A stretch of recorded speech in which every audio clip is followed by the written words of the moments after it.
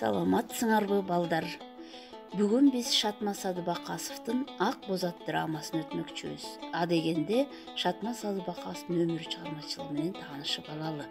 Прозаик, драматург, акын жана публицист Шатма Садыбакасов 1932 жылы 25 майда Жумгал районундагы Дыйкан колхозунда туулган.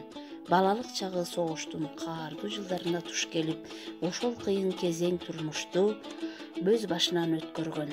Кыргыз элинин тарыхый турмушун көркөм иликтөөгө алган Ак боз ат чыгармасы 1972 жылы жазылып бүткөн.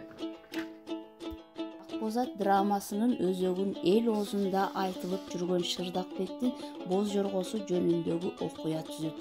17 кылымдагы жунгардык басып алуучулардын талоончулук согушу, киндик кан тамган жерди сырткы душмандан коргоп, көздүн карегиндей сактоо, ынтымакта жашоо өмүрдүн маңызын түзгөн.